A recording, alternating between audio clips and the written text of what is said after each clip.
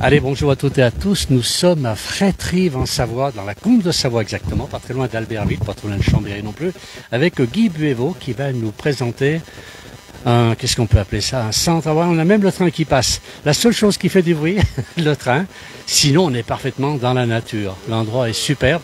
On est au pied de l'Arcluse ici, un endroit extraordinaire. On est au milieu de nulle part finalement. L'endroit est bien. Alors là, il y a un marais qui a été, protégé. C'est un site protégé. Comment ça a été fait tout cela? Eh bien écoutez, on a protégé ce marais parce qu'il était pris par des emprises foncières de part et d'autre. Il était déjà passé de 13 hectares à 8 hectares et demi. Et il a été drainé, ce qui n'est pas du tout bon pour les zones humides. Et on a eu l'initiative en 2018 de le protéger et de le valoriser. Alors pour ce faire, on a obtenu des subventions, une partie de la part du contrat vert et bleu qui était piloté par la communauté de communes de Cœur de Savoie et qui était financé par la région Rhône-Alpes et le département de la Savoie. Donc on a fait une première tranche de travaux l'année dernière qui a consisté à faire 2 passerelles qu'on verra tout à l'heure. Et puis on a décidé de prolonger par ces pontons pour justement protéger cette partie où les gens passent. Et il ne faut pas piétiner la tourbe. On a de la tourbe, on a au moins 4 mètres de tourbe. Quand ils ont enfoncé les pieux, ils n'ont pas touché le fond. 4 mètres de tourbe. Alors ces marais existent quand même depuis très très longtemps. Alors oui, ce marais a toujours existé. Il était jadis cultivé, enfin pas cultivé mais exploité pour ce qu'on appelle la blache, c'est-à-dire ces roseaux qui étaient coupés à l'automne pour faire de la litière pour les animaux. Et il était partiellement pâturé également pour les animaux. Parce qu'à l'époque, les terrains avec de l'herbe étaient très chers parce que tout le monde avait des vaches. Et des vaches et des chèvres et des moutons. On a retrouvé dans les archives qu'en 1561, lors du recensement pour la guémette du sel, il y avait 900 de bétail à Frétrives. 300 vaches, 300 chèvres et 300 moutons. Pour 400 habitants. Ah oui. C'est considérable, pas vu un nombre d'habitants. Maintenant, il reste une quarantaine de vaches, un seul éleveur. Alors, ce ponton, il est assez extraordinaire. On a notre caméraman, j'espère qu'elle ne va pas tomber. Là, on est déjà sur un ponton qui fait 140 mètres de long. 140 mètres de neuf et il y avait déjà 20 mètres l'année dernière. Donc, on a 160 mètres, plus la passerelle, presque 180 mètres. Ben, on va avancer un petit peu sur cette passerelle. Alors, vous m'avez dit qu'il y avait aussi des oiseaux. Il y avait beaucoup d'oiseaux ici. Oui, avant de faire ce sentier pédagogique, on avait fait un inventaire des lieux et un plan de gestion du marais. Et en une demi-journée, les gens qui sont venus d'un bureau d'études ont trouvé près d'une trentaine d'espèces d'oiseaux. Ici, sur le site où nous sommes. Et donc ça indique bien qu'on est sur un secteur de biodiversité protégée. Et ils ont trouvé 6 libellules différentes, 7 papillons, des batraciens, des grenouilles, des poissons. Il y a même des poissons aussi dans le cours d'eau qu'on va... On va aller voir ce cours d'eau. Alors, on parle de ça. Il y a aussi des castors, il y a des sangliers. Alors les sangliers, oui, traversent. Alors là, on est sur un couloir biologique qui descend le long du torrent de Caillan depuis le sommet de l'Arcluse. Et les sangliers empruntent ce couloir biologique et viennent dans les maïs se servir copieusement d'ailleurs. C'est le cas de manger. Ça pose problème parce que les maïs cette année, plus de 60% des plantations qui ont disparu. Les sangliers ont mangé toutes les graines qui avaient été semées. Ah oui, d'accord, 60%. Donc j'en connais un qui ne doit pas être très très content. Certains. Surtout les chasseurs parce que c'est eux qui doivent financer les dégâts. Bien sûr. Et ils n'y arrivent plus. Donc la société de chasse a beaucoup de problèmes. Alors on est aussi dans un endroit super parce que là on est au milieu de la nature. Hein. Bon, on a des plants, mais on a même derrière encore des montagnes avec des névés, hein, puisque c'est on s'aperçoit que la neige est restée quand même assez longtemps cette année en haute montagne. Là on est au début, c'est la vallée de la Maurienne. La Maurienne qui démarre ici et derrière c'est la chaîne de la Lausière avec le pic de Lausière qui culmine à 2940 je crois. Ouais. Et puis on a le Grand Arc ici à 2455 si je ne me trompe pas. Et puis derrière nous l'Arclusa qui culmine à 2060 sur la commune de Frétrives, à 2060 et un peu plus haut sur la commune de Grésy à la pointe des Arces ici. Avec la roche torse là qui est un peu particulière. C'est un accident géologique, c'est quand les montagnes ont poussé autour, les Alpes. ça a poussé la terre ici et ça a fait monter en toupie. Ouais, c'est assez extraordinaire. Alors on va avancer un petit peu, je ne sais pas si on a déjà des messages. On n'a pas de message pour l'instant. On va avancer, on va aller jusqu'au point d'eau. On va pas marcher trop vite parce que notre caméraman a du mal. Elle est en marche arrière, hein, remarque. Elle a quand même pas peur. Elle regarde de temps en temps, mais elle tombera pas à l'eau, il n'y a pas d'eau. Mais enfin, on n'aimerait pas non, qu'elle ait un problème. Alors, qu'est-ce qu'on peut dire encore sur ce site? Pour l'instant, il est... Alors, le ponton vient d'être terminé. Oui, c'est ça, on a fini début juillet, là, oui. Et là, maintenant, la deuxième phase, c'est l'indication par des panneaux. Oui, c'est ça, on va mettre en place 7 ou 8 panneaux didactiques, 2 panneaux d'entrée avec un plan du marais et un plan des sentiers qui sont autour pour que les gens puissent se promener. Parce que la promenade là, en marchant tout doucement, c'est 3/4 d'heure, 1 heure, quoi. Donc les gens qui viennent de loin, ils pourront aussi aller se promener le long de la Biale de l'autre côté et faire le tour, revenir par les coteaux. On a pisté plusieurs sentiers qui permettent de tourner autour de la zone. Ça fait partie d'une boucle pédestre finalement ici. Est-ce qu'on peut rejoindre assez facilement aussi le lac de Grésy? Oui, tout à fait. On peut suivre la Biale qui passe juste en dessous là, et on peut aller jusqu'au lac de Grésy. Donc il y a un itinéraire qui va être fléché sur le panneau, qui passe par le lac de Grésy, qui remonte par le hameau de Fontaine, qui revient le long de la voie ferrée ou qui monte dans le hameau des Moulins pour aller jusqu'au hameau de la Fiardère un peu plus loin, pour faire une boucle qui va faire 7-8 km. C'est une bonne balade quand même. Ouais. C'est une bonne balade. C'est confort, il n'y a pas de dénivelé, pas trop de dénivelé. C'est vrai que c'est agréable là.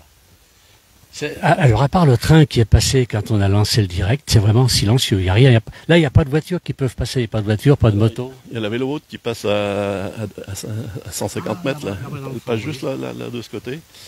Alors on a un peu de bruit quelquefois, c'est quand ils cultivent les champs, hein, parce qu'il est entouré de champs. Là, il y a une libellule là. Ah oui, elle est magnifique. Je ne sais pas si on peut l'approcher avec la caméra. Elle est superbe cette petite caisse. Alors c'est pas une libellule, c'est une demoiselle. Alors, quelle est la différence avec une Alors, comment on les reconnaît? On les reconnaît justement quand elles sont posées. Vous voyez, cette demoiselle, elle a ses ailes repliées sur le dos, oui, en parallèle du tronc. Par contre, les libellules, quand elles se reposent, elles gardent leurs ailes déployées à 90 degrés, comme un avion. Ça permet de les reconnaître. Voilà. Alors, pour les reconnaître, la grosseur des yeux, la position des yeux. Mais enfin, le plus facile, c'est le plus visible, c'est les ailes, quoi. Oui, parce que les yeux, il fallait les chercher. Alors, on va pas avancer trop vite, on va peut-être passer. On va regarder un petit peu. Là-bas aussi, on a des papillons, on a toutes sortes de papillons un peu bleus. Oui, tout à fait. On va passer devant. On va passer devant, on va voir un petit peu tous les messages que nous avons. On a beaucoup de messages. Alors, on va continuer ce chemin tranquillement. Alors, qui est-ce qui nous dit? Y a-t-il des moustiques, nous demande Philippe. Alors, il peut y en avoir le matin de bonne heure et le soir, après 18h30, 19h, quand le soleil se couche. Mais c'est vivable, hein, on n'est pas trop agressé. Pas de problème, pas trop de problème ici. On a certainement par contre des reptiles. Alors, il y a quelques petits serpents d'eau et des couleuvres d'eau qui ne sont pas dangereuses, on va dire. Il n'y a pas de vipères? Non, les vipères, non, il y en a un peu dans l'Arclusaz, un peu plus haut, mais là, non, pas dans le marais. Il n'y a pas de vipères ici. On va avancer un petit peu, on va passer ce pont tranquillement. Alors on a beaucoup, on a Philippe qui nous suit sur le direct, Philippe de Paris. On a beaucoup de monde, on a des questions déjà. Alors n'hésitez pas à poser des questions, on va essayer de vous répondre. On en profite, Guy est avec nous. Alors je rappelle, on est à Frétrive, donc qui se à Combe de Savoie.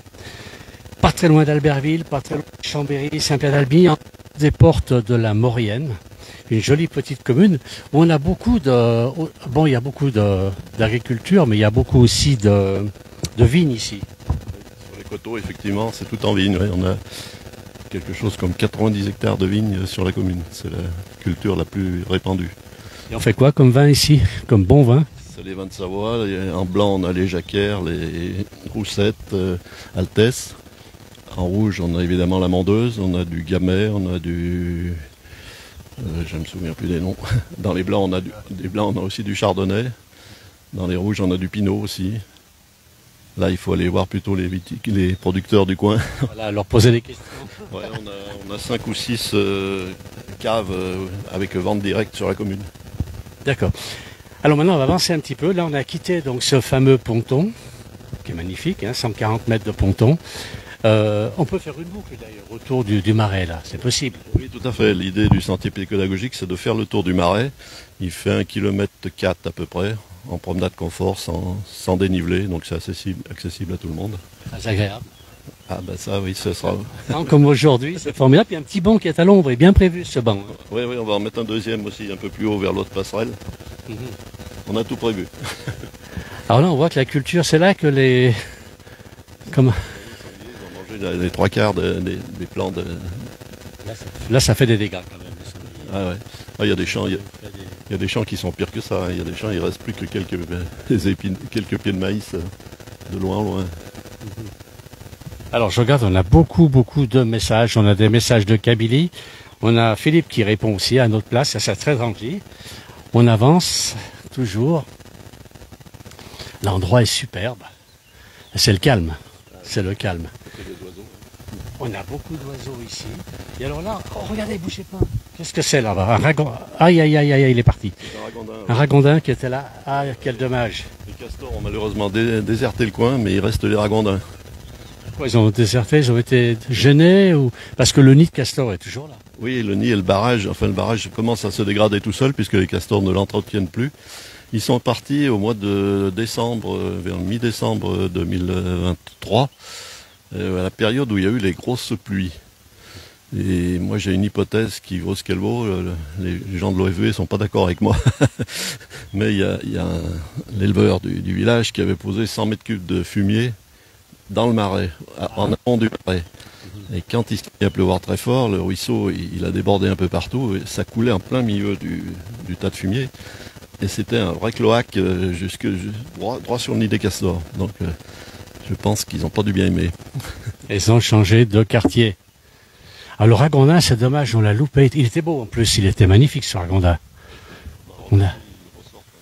Il va ressortir là, il va nous faire ça pour la place du village en direct. Si vous lui demandez gentiment. Mais... Ah ouais. On ne connaît pas comment on l'appelle le ragondin ici. Hein? Le langage ragondin, oui. Alors, il y a une chose aussi assez extraordinaire, elle m'avait expliqué, c'est que lorsqu'il y avait les castors, malheureusement, il n'y en a plus, peut-être qu'ils reviendront. Parce que le nid existe. Vous aviez fait une digue. Oui, tout à fait. Voilà. Qu'est-ce qui s'est passé avec ces digues et les castors? Alors, on a été obligé de monter une digue pour protéger les champs qui étaient à côté, parce que comme l'eau montait, elle était montée de plus d'1 mètre, 1,20 m hein, au total. Et ça inondait partiellement les champs. D'ailleurs, on voit encore les traces dans les champs là, où le blé n'a pas poussé. Et on voulait écrêter un peu pour que l'eau ne monte pas trop. Mais les castors étant protégés, on n'a pas le droit de toucher au barrage. Donc on a dû faire une demande à la police de l'eau pour pouvoir construire une digue pour pouvoir protéger les champs. Mais malheureusement, les castors, à fur et à mesure qu'on remontait la digue, ils remontaient le barrage. Donc l'eau passait par-dessus la digue. Là, ça y est, le problème, parce que là, il y a quand même 50-60 cm maintenant. Ouais, ça a bien descendu. Et maintenant, c'est vrai que la zone humide a perdu un peu de sa surface. Enfin, la partie inondée, on va dire. La partie inondée a bien reculé. Alors, on va regarder si on peut aller jusque-là pour voir ce nid de castor. Il y a un ragondin qui est là. Il est juste là. On le voit là. Un bébé ragondin. Ah, il est caché. Hop, il est parti. Ah, ils sont pas d'accord pour être filmés. Hein. Il passe encore. Oh, il passe encore là-bas, mais ça va être difficile pour les gens de le voir. On avait un bébé ragondin. Qu'est-ce qu'on a comme message? On a beaucoup de messages. C'est très gentil. On va essayer de tous les lire. Alors, peut-on voir le barrage des castors? Oui, Philippe, on va arriver au barrage des castors, ce fameux barrage. Alors, comme nous a expliqué Guy, c'est qu'il commence à être détérioré, puisque les castors ont changé d'adresse, et le barrage n'est plus entretenu. On va avancer avec la caméra. On voit très bien sur la caméra où se situe le... Non, on n'y est pas encore. On est un peu plus loin. On va... Voilà, ça c'est la digue qui a été refaite. Hein, on va passer juste là, on va doubler la caméraman. On va aller voir un peu ce nid de castor, où il se situe. On entend bien les oiseaux, il y a beaucoup d'oiseaux ici. Hein. C'est énorme, c'est énorme. Il faut les attraper, mais... On les voit pas. Il n'y a que le ragondin qui n'a pas peur, qui a bien voulu sortir. Il va ressortir, vous croyez? Ouais, il peut, oui, il faut repasser de temps en temps, surtout en fin de journée ou le matin. Ils aiment aussi, ouais. On les voit des fois dans les herbes à côté, ils broutent. Ils viennent manger les herbes. Et ils font aussi du mal au maïs. Ils coupent les cannes de maïs et ils les emmènent dans leur terrier pour faire leur provision de casse-croûte. Les ragondins, alors, j'ai beaucoup de messages, je me fais signe, on a des messages, on va regarder un peu les messages. Les ragondins, ils ont des terriers, mais il ne peut pas avoir des terriers s'ils seraient remplis d'eau. Alors non, et eux, je crois qu'ils les font sur la berge ou au bord des berges. Et les castors, c'est pareil, on arrive à leur hutte, ils se mettent toujours au bord de l'eau pour faire l'entrée sous l'eau, pour éviter que des prédateurs aillent attraper leurs petits. Ils font l'entrée sous l'eau. Et c'est pour ça qu'ils remontent l'eau par des barrages, c'est pour avoir assez d'eau pour pouvoir faire leur entrée. On a un message de Karine. Alors Karine, qui s'est fait un plaisir comme d'habitude de vous recevoir. Ah ben Karine, c'est la dame qui travaille au restaurant dont on parlait tout à l'heure à Grésy. Ok. Bonjour Karine. Voilà Karine qui suit la place du village, c'est très gentil à vous. On va regarder. Alors là on a là c'est le nid, là c'est le... Les huttes de castors. Hein. La hutte des castors. Oui, il y en avait au moins 4, hein. On voit très mal parce qu'il y a les branches devant. Mais il reste ces tas de branches. Donc c'est des branches et de la boue. Si vous allez à l'intérieur de la hutte, c'est carrément crépi de boue pour étancher l'intérieur. Et ils vivent là-dedans avec leur petite famille, quoi. Et après, ils se nourrissent donc essentiellement d'écorce et de branchage. Donc écorce, quelquefois on voit des arbres écorcés au sol, ou on voit des arbres abattus. Quand ils ont abattu l'arbre, c'était pour pouvoir accès aux branches sommitales, les petits branchages sommitales. Et donc ils coupent des arbres de 50-60 cm de diamètre, sans problème, en une nuit. Hein. Ah, 60 cm de diamètre. Ouais, on en a vu de cette taille-là. Sur l'intérieur, on ne peut pas les voir. On va peut-être en voir un, je crois qu'il y en a un qu'on peut apercevoir un peu plus loin. Là. On va aller voir ça. Allez, on emmène avec nous la caméraman qui vous fait voir. Alors là, on a un arbre assez important qui est au milieu, qui est tombé. Mais le barrage se situe un peu plus loin. Là-bas, au fond de la ligne droite là, du dos. Alors, ça nous pose quelques problèmes de sécurité parce que comme il y a eu l'inondation pratiquement 1 mètre plus haut, il y a beaucoup d'arbres qui ont crevé. Et vous voyez ces arbres qui penchent là, il va falloir qu'on les coupe pour la sécurité. C'est évident d'aller les couper là-bas. Si, on peut passer par l'intérieur. Par l'intérieur. Avec des bonnes cuissardes. C'est préférable. Alors on a vu à Ragondin, ce serait sympa qu'on puisse voir quand même une couleuvre ou une vipère dans l'eau maintenant. Je ne sais pas si on va avoir cette chance. Alors Karine nous dit, le caméraman fait du bon boulot. C'est vrai ça. Hein. Et Philippe nous dit, bravo Josie, on a que pour la caméraman, nous on compte pas. Ouais, c'est ça. On est des accessoiristes. On avance un petit peu.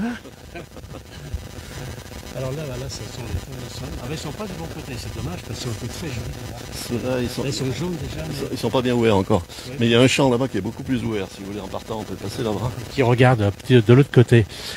On va avancer. Mais c'est du courant, c'est le vent qui fait ça. Le courant n'arrive pas là. Le ruisseau arrive de là-haut. Il y a les deux. Il y a des ruisseaux qui arrivent de là-haut. Mais là, les ondulations, c'est plutôt le vent. Quand il remonte. Alors, ce projet, donc, est quand même important, hein, il y a quand même un gros investissement qui a été fait. Il y a un peu la région, le département, puis vous m'avez dit aussi qu'il y avait... La Fondation du patrimoine. Fondation du patrimoine, ils ont un volet biodiversité, je ne sais plus comment il s'appelle, mais ils participent à des protections de marais comme on a fait ici, avec des belles subventions. Hein. On a eu une subvention de... Ce n'est pas de l'argent public, là. Alors non, c'est pas de l'argent public, la Fondation du patrimoine, elle tourne qu'avec des dons de particuliers, n'importe qui peut faire un don. Et puis il y a beaucoup d'entreprises qui font des dons au titre du, comment on appelle ça, dédommagement, lorsqu'ils, par exemple, ils arrachent une zone naturelle, là, quelque part, il faut qu'ils compensent. Voilà, des compensations, c'est le mot que je cherchais. Donc, ils reversent. Voilà, ils financent la Fondation du patrimoine qui, elle, organise cette distribution sur des projets comme ça, valorisants en faveur de la biodiversité. Donc la commune monte un dossier, ça c'est la commune de Frétry finalement, l'idée vient de la commune de Frétry. Oui, oui, c'est ça, et j'ai monté un dossier de je sais pas, 10-15 pages au moins. Mais on a été retenu, hein, c'est un peu exceptionnel, parce que il y a que deux projets pour toute la région Rhône-Alpes qui sont retenus 2 fois par an. Et il y a 12 projets au niveau national qui sont retenus. Et on a eu de la chance, quand on a déposé notre dossier, il n'y avait que 2 dossiers sur la région Rhône-Alpes, et le nôtre a été pris. Coup de peau. Ah, c'est un bon dossier surtout. Voilà, c'est ça. Et puis, je crois qu'il n'y a pas le coefficient de chance, il faut que ce soit un bon dossier, c'est tout. Oui, tout à fait, oui. Alors on me dit qu'il y a un serpent qui arrive à toute vitesse, je ne sais pas qui est-ce qu'il a vu, c'est Josiane Sarah, attention, il y a des serpents qui arrivent, il faut courir. Alors Simone me demande, il doit y avoir des truites, et Philippe de Paris me demande, est-ce qu'il y a des poissons? Oui, alors tout à fait, on a vu quelques truites fario, il y en a toujours eu dans ce cours d'eau, qui remonte depuis l'Isère, la Biale, dans lesquels ce cours d'eau se jette. Et il remonte ici pour frayer en général au mois de février-mars. Et il y en a qui restent dans le coin. Et puis on a vu un peu de gardons et des épinoches. À un moment, quand on a construit la digue, ça a asséché les mares qui étaient du côté des champs. Et on a trouvé des épinoches là-dedans. Oui, donc ça varie. Par contre, c'est interdit de pêcher ici, évidemment. Pas spécialement. Non, on doit pouvoir pêcher. Hein. Pour le permis départemental rivière. Ouais. Dans la Biale, il y a plus de pêcheurs. Ici, il y en a moins. Alors, on va regarder avec la caméra. On est toujours sur ce massif de l'Arclus qui est extraordinaire. Moi, j'adore ce massif. Il est impressionnant quand on est au pied. Et puis alors, j'ai oublié de dire aux gens, c'est que derrière, on a un autre massif, c'est le massif des Bauges. D'ailleurs, Frétry fait partie du parc des Bauges, oui. Des Bauges, hein. Fait partie des Bauges. Tout à fait. Alors, on va avancer un petit peu. On va aller voir maintenant le barrage, puisqu'on me l'a demandé.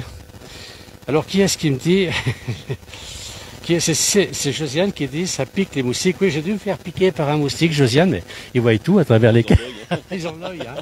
Il fallait le voir. Enfin, je préfère les moustiques que les serpents. Ce piquet là, ça nous servait de témoin. Donc l'eau était au moins 20 cm plus haut que ce piquet quand le barrage des Castors était en activité. Ah oui, donc pratiquement à la hauteur de la digue. Là, ça a perdu 40 cm plus 20, au moins 60 cm. Ouais, la hauteur de la digue, on était à ras de la digue. Bah, c'est impressionnant. Et oui, puis après ça part là-bas derrière. On va aller voir le barrage. Il est un peu plus loin le barrage. Hein. Oui. On va aller voir ce barrage. L'endroit est vraiment sympa. C'est une jolie balade à faire. Alors, si on veut venir en famille, on peut venir maintenant. C'est vrai qu'il vaut peut-être mieux attendre le mois de septembre. On peut déjà venir maintenant pour le lieu, le paysage est extraordinaire. Hein, que les gens viennent en savoir. Vous arrêtez là, pas loin de Saint-Pierre d'Albigny. Frétry, une jolie petite commune de la Comte de Savoie, qui fait partie du cœur de Savoie déjà. Oui, c'est ça, on est la dernière commune en amont de la vallée qui fait partie de la communauté de communes cœur de Savoie. Après, c'est Arles-Isère, à partir de Grésy-sur-Isère. Alors là, on arrive au barrage. On nous a demandé de voir ce barrage donc qui s'use de tout doucement, puisqu'il n'est plus entretenu par les castors. Voyez, les castors, ils construisent ça très sérieusement, hein, ils mettent des branchages, après ils creusent la boue, ils montent de la boue pour l'étancher, et ils apportent même des cailloux de 10 cm de diamètre, je ne sais pas comment ils font, ils mettent des cailloux dedans, et on a encore des cailloux là. C'est les castors qui amènent ces... ils ont été chercher ces cailloux, je ne sais pas où, et on voyait des cailloux qui se posaient de temps en temps dessus. Hein. Il y a un travail d'équipe là. Ah oui, les castors, ils sont très très intelligents. Et ils font le barrage pas n'importe où. Hein. Là, ils l'ont fait où il y a l'eau du torrent, une partie de l'eau du torrent qui arrive pour que ça alimente en eau claire, en eau pure. Hein. Ouais. Et oui, et malheureusement, avec un tas de fumier, ils sont peut-être partis. Peut-être, c'est une des raisons. Hein, c'est pas sûr. Peut-être qu'on les a dérangés un peu parce qu'on avait eu l'autorisation d'écrêter un peu le barrage. On avait descendu de 30 cm. Mais je pense pas que ça les ait perturbés. Il y a encore des demoiselles là, qui se promènent. Oui. Beaucoup de papillons, des libellules, des oiseaux. L'endroit est extraordinaire. Et là, donc, on va un peu plus loin. Là, c'est l'évacuation donc de ce magnifique lieu. Donc là, ça part, ce que vous appelez la Biale. C'est ici. Alors la Biale, elle passe à 200 mètres plus loin, là, après la véloroute. Oui, je l'ai vu déjà. Oui. Ouais, la véloroute longe la Biale en allant vers le lac de Grésy-sur-Isère. Ceci s'appelle la vieille biale. La vieille biale. La vieille biale, ouais. Pour quelle raison? Alors, parce que Alors, je précise quand même, c'est que Guy est un spécialiste de l'eau. Hein, il a écrit un livre là-dessus d'ailleurs, c'était comment le titre? la montagne et l'eau, oui, l'eau et la montagne. Je raconte toute l'histoire de ce qui s'est passé en montagne et tout ce qui s'est passé avec l'eau, sachant que l'Isère passait ici à la place de la Biale. Elle venait jusqu'ici. L'Isère, oui. Et l'Arc arrivait également à Frétrive, 500 mètres plus bas, là, au chef-lieu. Traversait la vallée depuis Éton. Et l'eau, ça crée une digue à travers la vallée, ce qui fait que l'Isère était obligée de passer en un seul endroit. Alors qu'ailleurs dans la vallée, elle zigzaguait au cours des crues. Une fois elle était à Tournon, un coup elle était à Sainte-Hélène. Voilà. Dans le même coin de la vallée. Elle changeait systématiquement. Et là, il y a quand même beaucoup de courant, hein, parce qu'il a plus ses jours quand même. Il y a quand même du courant dans la vieille biale. Là, il arrive le torrent de Caillan aussi qui vient alimenter. Il arrive avant le barrage et après le barrage. Ah. Ici, là, on ne voit pas parce que c'est... Ils l'ont fait à l'intersection. Voilà, comment on dit, entre deux bras, là, sur une île, quoi. Ah d'accord. Là, il n'y a rien à dire. Hein. Là, on a des passages, je pense que c'est des passages d'animaux ici. Oui, ça, c'est les sangliers ou les rats aussi qui passent par là. Plutôt les sangliers, je pense. Ah, il n'y a rien qui les arrête. Ah, ils ont fait des tracés dans tout le... On les verra plus encore, les tracés. Je ne sais pas si on pourra faire le tour, si on n'avait pas beaucoup de réseaux ici. Alors, je vais regarder un petit peu tous les messages. Je ne peux pas lire à tout le monde. Bravo, messieurs, pour ce joli reportage. C'est toujours Karine qui nous suit très fidèlement. On a très, très beau cours d'eau. Bravo, c'est Simone. Bravo, messieurs. Et ça pique les moustiques. Ben oui, ça, je m'en suis rendu compte. C'est pas grave. C'est comme ça. On va être peut-être obligé de terminer le direct ici parce qu'on n'a pas beaucoup de réseaux. L'image, je ne sais pas si elle est toujours bonne. Apparemment, oui. On va continuer. Alors, on admire quand même Josiane qui marche toujours en marche arrière. On va marcher moins vite parce qu'elle va vouloir courir en marche arrière. Et même en direct, je crois qu'elle va faire le buzz, notre Josiane là. Hein, voilà. Là, ce sont les couloirs d'animaux. Des ragondins aussi pour sortir de l'eau, pour aller dans les champs de maïs. Vous voyez le champ de maïs là, comment il est? Ah, là, il est bien détruit là. C'est assez fou. Là, ils ont fait des gros... Alors là, ils ont mangé les graines lorsque l'agriculteur a semé. Ouais, c'est ça. Ils attaquent les rangées en ligne, et ils mangent une ligne à la fois, puis ils reviennent dans l'autre ligne, et ils font ça scientifiquement. Très très bien organisé, les sangliers. Les agriculteurs. On ne l'aura pas dit pourtant. Hein. Ouais, non. C'est Flair qui doit les aider beaucoup. On va terminer le direct juste à la sortie ici, puisqu'on verra le pont, on va pas trop marcher trop. On va doubler la caméraman avant qu'elle tombe. Hein. Allez, on va passer ici, pas la faire tomber, parce que on s'inquiète quand même pour Josiane, on y tient, et on ne voudrait pas qu'elle chute. Alors, beau chemin me dit Simone, bonjour Philippe, c'est Kamel. On a beaucoup de messages, c'est très gentil à vous. Voilà, on arrive là, alors... Ici, c'est presque le bout. On a encore des arrivées d'eau. Il y a de l'eau qui arrive de partout ici. Oui, tout à fait. Oui. Le marais est très bien irrigué par le torrent de Caillan, qui est un torrent pérenne qui coule toute l'année. C'est un des rares de la Combe de Savoie qui coule en permanence sur ce versant. Voilà, qui vient des Bauges. Oui, des Bauges. Il y a 5 sources à 750 mètres d'altitude là dans la Combe de Caillan. Là. Et donc ça alimente le marais, ça va jusqu'à la Biale. Et puis il y a des captages d'eau potable qui alimentent 15 communes du Val-Jolon et du Val-Coisin jusqu'à Alpespace. C'est énorme, ça va loin là déjà. Ouais, c'est un captage qui a été fait en 1938. Et ça représente combien d'habitants à peu près tout ça? Une vingtaine de mille habitants je crois. Par une source. Ouais, une seule source. Bien, on va... Regardez les demoiselles là. Ah ben Noël sont là. Donc on va mettre le panneau des libellules ici, c'est un endroit où elles viennent souvent. Donc il y aura des panneaux à différents endroits sur le... C'est ça, ouais, tous les 50 mètres à peu près, en fonction du site. Là ce sera le site des libellules. Là-bas on a vu le site des castors, les oiseaux on mettra là où il y a des arbres. Et puis une vue panoramique aussi de la montagne Hercluse, on va mettre par ici où on voit bien toute la montagne de Frétrive, qui va mettre les sommets, les altitudes, les ruisseaux. les villages, les hameaux, une explication de la montagne. Et on voit bien les différentes descentes d'eau. Les creuses, ouais, les creuses. Les creuses, appelez ça. Oui, ce sont les creuses qui sont creusées donc par l'eau, par les éboulements, par les avalanches aussi. On a beaucoup d'avalanches ici, enfin moins maintenant, mais moi j'ai connu beaucoup d'avalanches. Et il y avait des neiges éternelles ici, sous la cascade des Moulins. Il y avait un névé de 100 mètres de haut. 100 mètres. En bas de la falaise, ouais, ça faisait un cône. Et c'était les neiges éternelles. Ils l'appelaient le glacier le plus bas d'Europe. À l'époque, on a retrouvé des traces, les habitants allaient couper les pains de glace pour les vendre aux bouchers, aux charcutiers, aux pâtissiers. Dans les hôtels aussi, les hôtels du coin venaient chercher de la glace aussi. Il n'y avait pas de frigo, il n'y avait pas de congèle, donc... C'était le top. Allez, encore, c'est pas une libellule là. Ça, c'est pas une libellule ici, non? C'est encore une demoiselle. Encore une demoiselle. Ah ben, il y a beaucoup de demoiselles ici. Alors, eh ben, on va remercier tout le monde quand même. Ah, c'est le débit là, par contre. Ici, il y a parfois des truites. Comme l'eau est brassée, on voit parfois des truites. Et on voit pas aujourd'hui. Il n'y en a pas. Mais c'est là que les truites repartent donc dans le vial. Là-bas. Au fond, ouais. Il n'y a peut-être pas suffisamment d'eau à des endroits aussi. Si elle passe quand même la truite là. Ça passe, ouais. Non, elles sont cachées. Il fait trop chaud. Voilà. On va terminer ce direct maintenant. On va remercier tout le monde. On va remercier déjà Guy Buévo qui était notre guide, qui était à l'initiative. C'est votre initiative quand même. Oui, c'est un peu mon bébé. Ouais. Voilà, c'est un peu son bébé. Il est passionné par sa commune et l'environnement de sa commune. On va le remercier. On remercie tous ceux qui nous ont suivis. Merci beaucoup. On remercie encore un petit clin d'œil à Karine qui nous envoie beaucoup de messages et à Philippe. Voilà. Très très bonne fin de journée. Merci à tous et puis bientôt pour d'autres directs. Merci.